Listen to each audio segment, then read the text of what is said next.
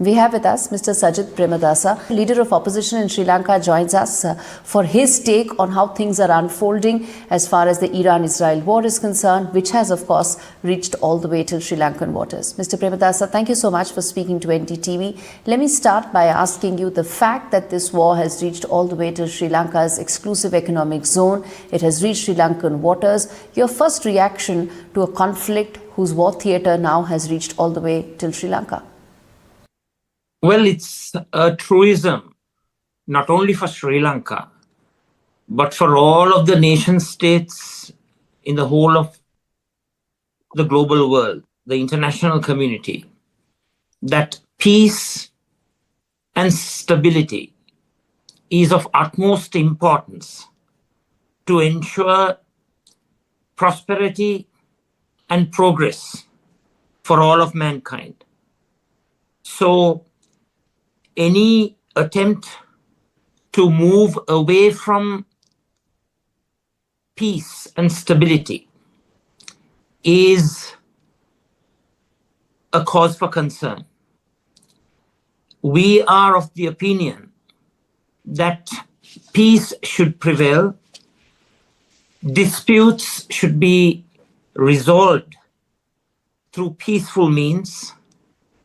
The Pacific resolution of disputes is the norm and not the exception.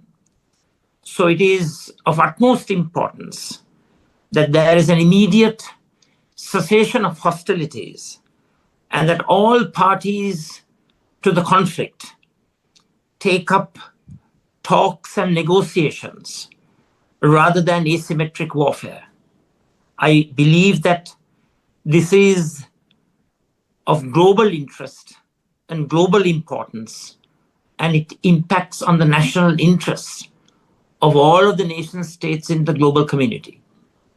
The government so far, the Sri Lankan government has so far said that it is following the international conventions, the UNCLOS. In fact, the president has said, Anura Kumara Dissanayake has said that Hague conventions will be followed. Essentially, international protocol will be followed by Sri Lankan government. Anything that you would like to add here in terms of what more the Sri Lankan government could potentially do in a crisis like this? First and foremost, we all have to understand that on successive occasions, the Indian Ocean has been declared to be a zone of peace, not a zone of conflict. So it is of utmost importance that we adhere to norms, conventions, customs, rules of international law, and adhere to the highest forms of ethics and morality in the conduct of our state. So as a nation state, we have to protect our sovereignty, territorial integrity, political independence, and the unitary character of our country. From that position, it is very important that we follow the customs, norms, and prescriptions of international law. We have the United Nations Convention on the Law of the Sea establishing sea law.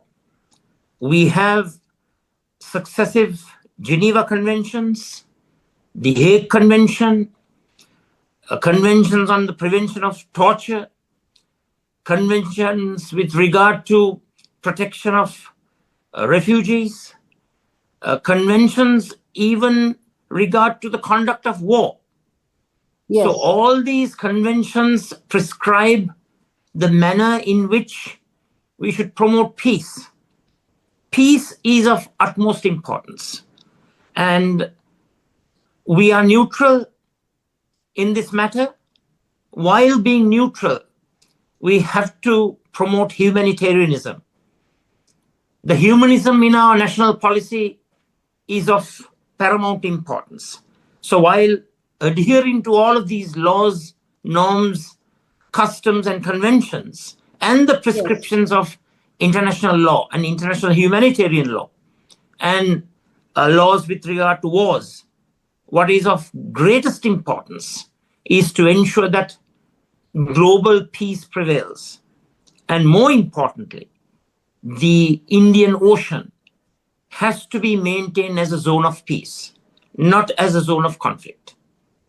Are you concerned that for Sri Lanka, this may have a much larger impact going forward, and this could essentially mean a much larger impact than just being a bystander? Or are you concerned that Sri Lanka is no more a bystander in this conflict?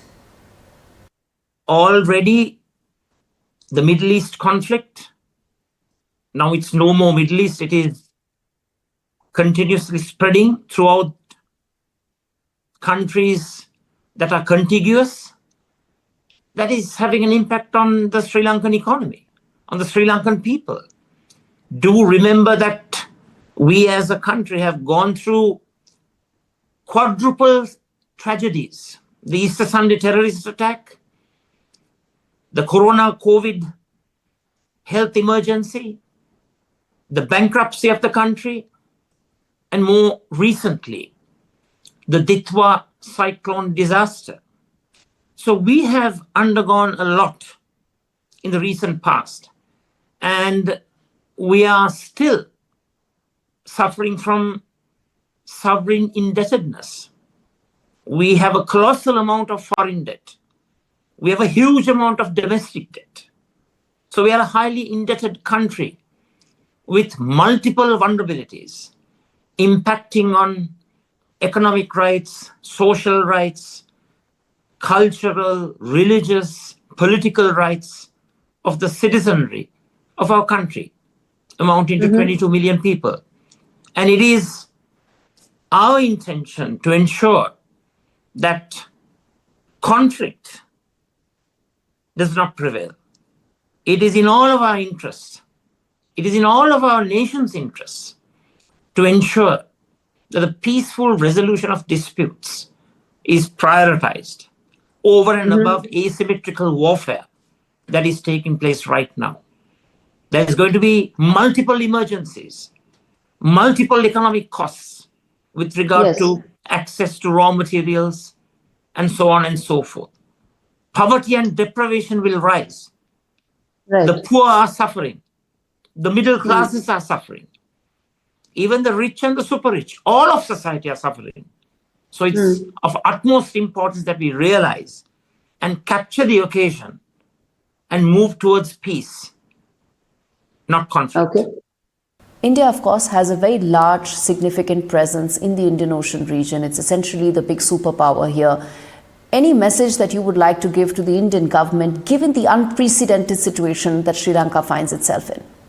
I have always taken due cognizance of the importance of India as a country and the role it has to play globally. That is the reason why I have promoted India attaining a permanent seat in the United Nations Security Council, because that would be a much more realistic representation of the global power configuration. India has an important role to play to promote peace. India and India's Prime Minister, His Excellency Sri Modi, must capture this opportunity and play a vital role, an indispensable role, to promote regional peace and global peace.